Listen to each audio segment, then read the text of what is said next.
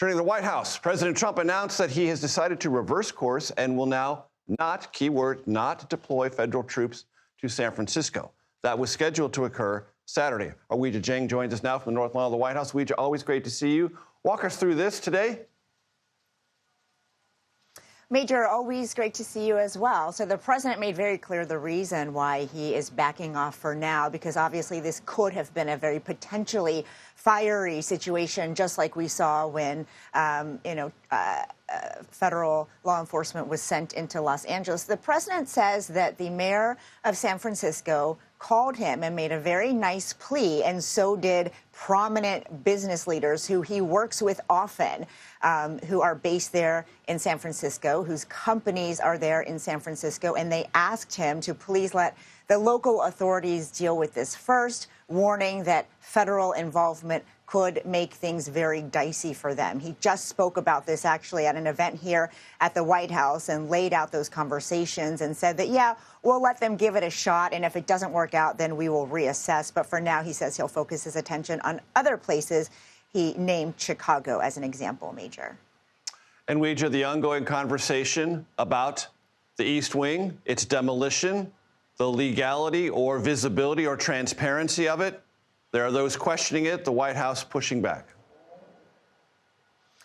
That's right, Major. Today, a trio of House Democrats sent the White House a letter demanding more information. They say this entire process has been shrouded in secrecy. They point out this is the people's house and that, the public deserves answers about this entire process and how quickly it seemed to come together. The White House insists they have been very transparent and followed all the necessary channels, pointing to a review with the National Capital Planning Commission, which is a mouthful, the NCPC, that typically oversees plans for any construction, any development on federal property. Now, there is what seems to be a loophole here because they oversee construction, right, but not demolition, says the White House, and says a former commissioner. So I asked the press secretary today if there are any red lines, any boundaries when it comes to what the president has authority to do. Take a listen. So can you help us understand, can the president tear down anything he wants without oversight? Could he demolish this building or, say, the Jefferson Memorial? So it's not the president who came up with that legal opinion himself. That's a legal opinion that's been held by the NCPC for many years. It's written, so we can get you that background and that research if you wish to include it in your reporting, because it is very important.